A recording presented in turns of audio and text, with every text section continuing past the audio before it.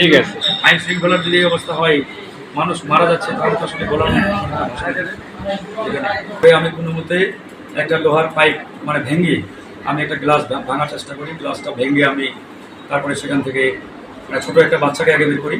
প্রায় 1 বছরের একটা বাচ্চা আমার পাশের বেডেই ছিল, মহিলার সাথে।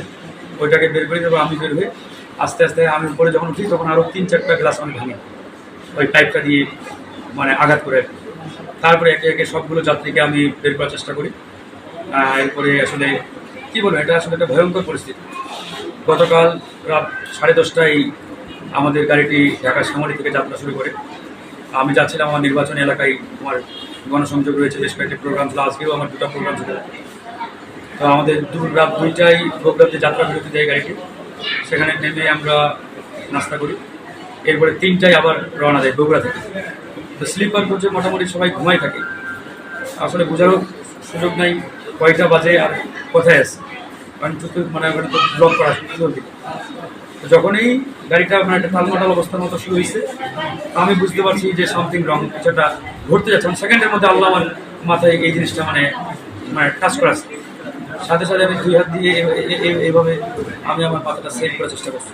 এইভাবে মাথাটা ধরছি, যত পাল্টি খাচ্ছে আমার 2 হাতে আঘাত লাগছে, বাট আমার মাথায় খুব একটা আঘাত লাগে নেই। তারপরেই তো ভয়ঙ্কর একটা অবস্থা, ভিতরে চিল্লি, সবাই আতঙ্কিত, কান্নাকাটি। এরপরে কাজ ভেঙে ভেঙে পড়ছে। আমার আসলে হাতে এখানে প্রায় 2 ইঞ্চির মতো এখানে কাটছে, পায়েও কাটছে প্রায় 2-2.5 ইঞ্চি। পুরো শরীরে কাজ, বিভিন্ন জায়গায় এখনও কাজগুলো ঢুকে আছে, যেহেতু আমি প্রথমেই কাজগুলো ভেঙে বের করছি। সব চাইতে আসলে কষ্টের জায়গা, আমি গ্লাস ভেঙে যখনই উপরে বের হই, সাথে সাথে আমি 999-এ ফোন দিচ্ছি অনেকবার, কিন্তু ওরা রেসপন্স করে না। আরেকটা নাম মোবাইল থেকে ফোন দিচ্ছি, রেসপন্স করে না। এরপর আমি নিজেই, আমার প্রচণ্ড ব্লিডিং হচ্ছে, হাত থেকে পা থেকে রক্ত ঝরতেছে। সবাই আপনারা ভিডিও চলতে দেখছেন। আমি যখন চিন্তা করলাম যে এভাবে হবে না, আমি যখন নিজে লাইভে গেছি আমার মোবাইল থেকে, লাইভে গিয়ে মানুষজন তো জানুক যেখানে একটা ভয়াবহ অ্যাক্সিডেন্ট হচ্ছে।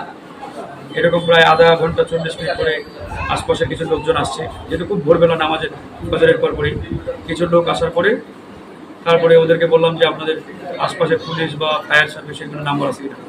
তারপরে একটা ছেলে স্থানীয় ও ফুলবাড়িয়া ফায়ার সার্ভিসের নাম্বার ম্যাচ করছে, করে ফোন দিয়েছে। ফায়ার সার্ভিস আস্তে আস্তে প্রায় 1 ঘন্টার উপরে। তখন মোটামুটি আমি সবাইকে বের করে মানে চেষ্টা করছি বের করে। এরপরে আমাকে সহ আরও কয়েকজনকে ফায়ার সার্ভিস একটা অ্যাম্বুলেন্সে করে নিয়ে আসছে আমাদের দিনাজপুর মেডিকেলে, আমার পাশের সিটি। তো যখন এই বাসটা ফাল্টি খাইছে, ওই বাচ্চা একবারে আমার কাছে চলে মানে হয়ে চলে আসছে। হ্যাঁ, পরে ওই জন্য আমি গ্লাসটা ভেঙে সবার আগে বাচ্চাটাকেই তুলে দিছি আর কি। উপরে আরেকটা বাস ছিল গাড়ি, তো আমাদের গাড়িটা যখন অ্যাক্সিডেন্ট করছে ওই বাসটা কিন্তু আবার ব্রেক করে ওই বাসে কয়েকজন যাত্রী এসে চেষ্টা করছে আর কি, 4-5 জন। তো ওরা বললো যে ভাই আমরা দেখলাম, আমার মানে সাঁ করে চলে গেল পুলিশের গাড়িটা, মানে যে টাইমে অ্যাক্সিডেন্ট হয়েছে। আমাদের পিছনে নাকি ওই পুলিশের টহল গাড়িটা ছিল, আমি দেখি নাই, মানে ওরা আমাদের জানাইছে যে এখানে ওরা চলে গেল। মানে ঠিক আছে, আইন শৃঙ্খলার যদি এই অবস্থা হয়, মানুষ মারা যাচ্ছে, তাহলে তো আসলে বলার নেই।